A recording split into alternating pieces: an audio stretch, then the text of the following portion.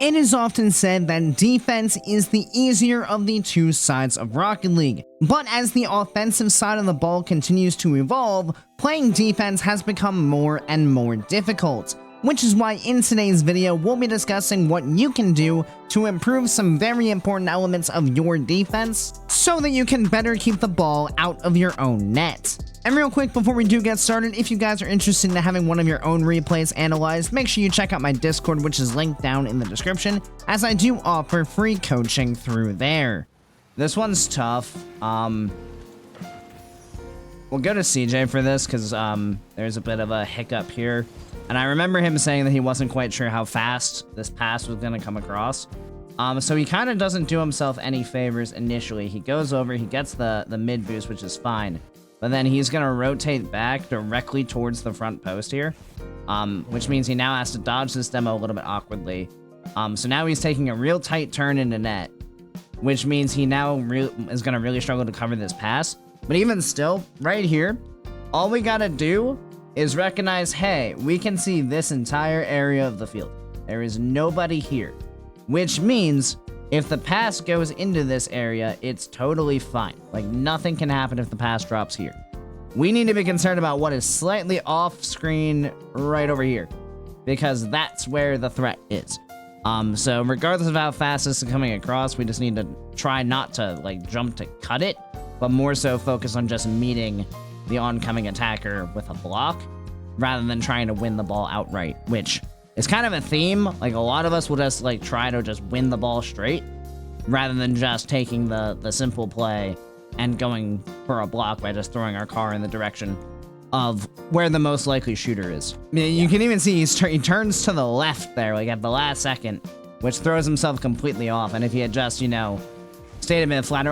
Let's play our favorite game, actually, shall we? Let's play our favorite game of what happens if we go to fly cam.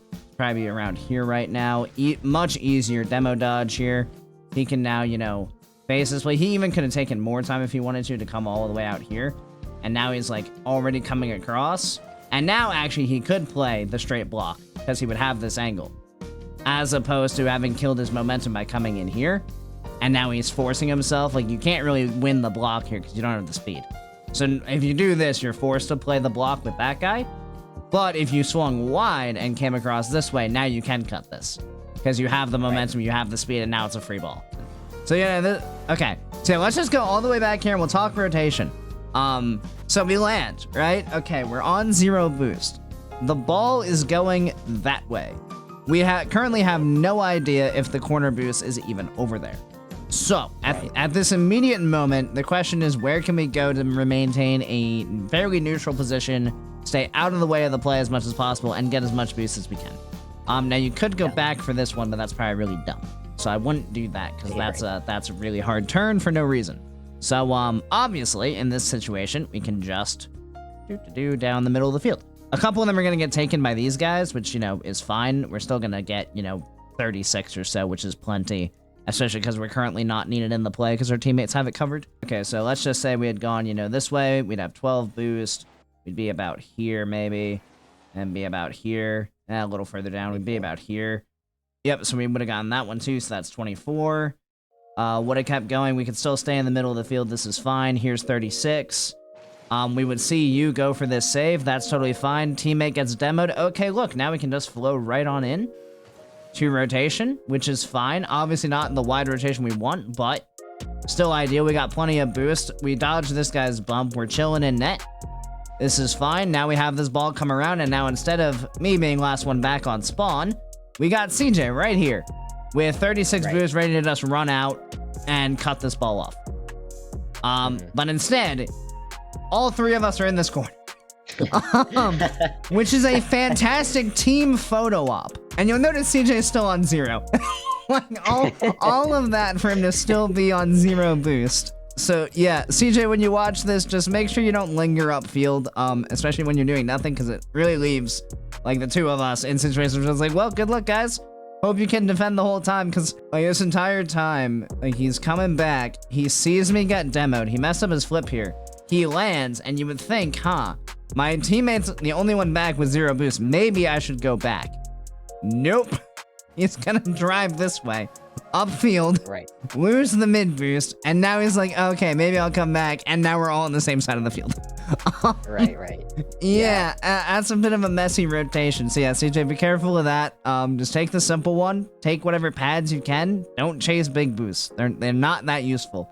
You don't need them. I promise you. Aha, yes. So I remember this. This is again just communication. And this is between me and CJ. I just need to tell him to go. Because I can't, but we can't give this guy space. He just has to go pressure this. Again, probably a drive challenge for him, but yeah, just go get him awkward. Do not let him do whatever he wants, because he literally has all day. Actually, I want to say, how many seconds do we give him here from the last touch we get? So there's our last touch, 48 seconds. 48. Let's see how long it takes us to go pressure the ball. Okay. 6 seconds. And we're still not even actually there. I've just started to move forward in the right direction. We don't really apply official pressure until there. I'll call it there. So 8 seconds. They had 8 seconds to play the ball however they wanted, and they did that. They could have like developed a whole plan and executed on it in that time, man. They could have had a light lunch in the time we gave them. Right. They could have sat down for afternoon tea. I think CJ just thought he was too low boost coming across, because he's at like half tank there. And I think this is a confidence thing for him, because he always feels better when he has like a full tank. I guarantee he's seeing 31 boost and he's like, I don't know. That's not a lot of boost. I don't really want to like rush forward because I'm going to be 0 and it's going to be awkward. Like I feel much more comfortable playing solid defense when I have a lot of boost. He literally could just take boom, boom as he flips that way, and he has an easy challenge. Completely fine. He'd have like 50 boost because he'd only have to use a little bit and a flip to get up to supersonic. And then he can apply pressure here, force the touch, go back. I come forward. You possibly get corner mid boost here while this happens. I bang to you. Right. Full play developed just like that. As opposed to 8 seconds of them just having a team timeout real quick. Let's watch this whole. I'm going to bet this ball has just popped out of the smoke. Yeah, he's just kind of focused there probably. For future reference, CJ, same thing I've said to Riss. Look there. Especially as you're coming over to this. So if we take this back just a little bit, coming downfield, you see that guy? Just note where the other threats are. Obviously, this guy all the way back here, not really a threat. He's miles out of the play. This guy, though, is a threat. So we want to pay attention to what's going on with him as well as this guy. Especially once this guy gets taken off the field, this guy becomes our main target of focus so that we know where we should go. Because, yeah, we kind of, like right now, I can already tell we've lost this race. Eiko's just too close. So I would already like start to turn back now, because I can also tell based on angle of approach, he's not shooting this. He's going that way. So if we just turned off and like went backboard here, we probably get to play the roll around the backboard, or at least the bounce. Any kind of turn off here is probably good, but just charging this thing down from his perspective, if he sees you coming this way, you're giving him the free avenue to just go around you. Because if he sees you over here, he knows the corner is open, which is what's going to lead to some issues. So yeah, just be aware of that. Turn off if you see you're going to get beat. Especially in these situations where there's really nothing he can do, that's dangerous. Like, there's no danger in him playing the ball to the corner. Your job right now is buy as much time as possible for your two teammates to get back. Because we've kind of left you in a bit of a bad spot, but don't get baited in to getting too close and then allowing the ball around you for free, because you are the last line of defense here. You know, throw this goal away. So there's a couple of things here. So, first off, I think CJ should probably be the one to force this ball, which is awkward for him because he's turning to the left and my car's right there, so I don't really know if he has a way to get through me. But he definitely has the easiest chance to go that way. But it's a bit tough because he kind of would have to flip through me. So I don't mind that he necessarily turns off, but in turning off, he is going to end up, instead of just, you know, rotating around and playing again solidly back behind, he's going to turn this way, into kind of no man's land here, which doesn't do a whole lot of good, because currently there's no real threat of any kind of pass coming across, at least not right now. But he turns into the midfield, which is gonna make, you know, everything else a bit more awkward because like he can't really do anything from here.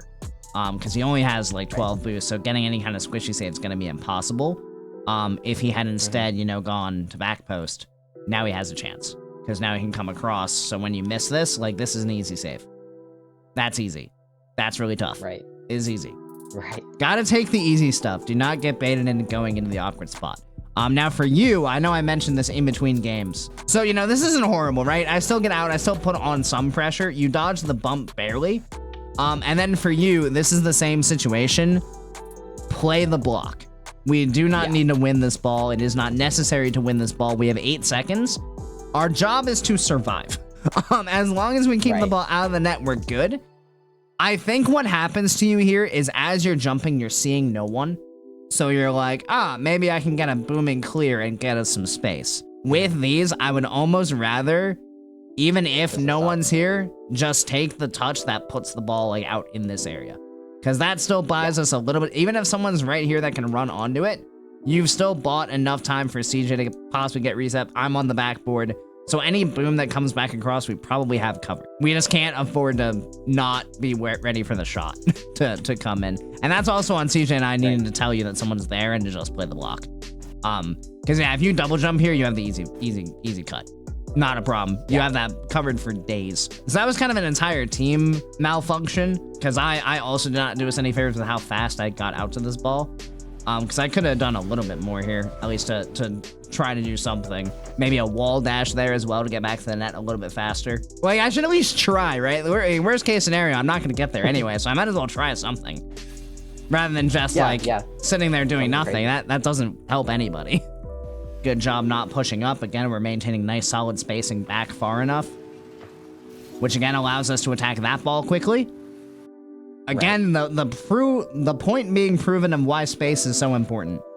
Because they're so close to this ball that when it gets popped up, he has absolutely no chance of beating you to this because he has to hit the brakes in order to jump.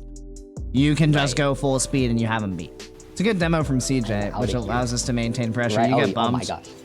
I was very impressed with this whole play. I watched it back a few times, and he literally created everything on this play pretty much. This was the first pass.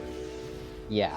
This was a smooth recovery from you, though. I do have to give you credit for that, because you are back should anything go horribly wrong, purely because of that recovery. So I'm not going to let that go unnoticed, because that is actually a very pivotal point. Of, like, everyone wants to like, oh, the goal went in, but I'm like, yeah, if the goal didn't go in, we actually still have a defender. Because we are very heavily pressed up here, and this very easily could have been saved. I can't tell if he has the save if CJ's not here. But also, can we just talk about, like, the nose grind that he just did? Wait, I didn't even notice this. So bro jumps. Little pogo. He face plants the wall. What? He just... Any boosts. I didn't even know he didn't even land on the wall. I thought he had landed. Oh, that's even better. That's so much better than what I thought happened. I thought he just landed on the wall and drove this way. I didn't realize that he was in the air that entire time. That's crazy. How does he think to boost here? Like, who in their right mind goes, you know what I should do right now? Boost towards the net. Like, full. Oh my gosh. That's incredible. That goal was even better than I thought it was in the moment. So as you guys can see through that, just a massive lack of composure when it came to the defensive side of the ball. If you ever looked up at the scores, it was very clear that our offense was playing perfectly fine, but our defense was letting in goal after goal after goal. And a lot of what we talked about here is very easy to fix. It's just all about actually paying attention to what you're doing on defense to make sure you're actually being successful. Of course, thank you guys so much for watching. I really do appreciate each and every one of you who made it to this point in the video, and I do hope you enjoyed it and found it helpful. If you did, make sure you click that subscribe button right down below so you make sure you don't miss any future Rocket League content. Additionally, if you'd like to be a bit more involved in the community we're building here, feel free to join my Discord, which I'll have linked down in the description. And as always, I hope you guys have a great rest of your day, and I'll see you next time. See you later, guys.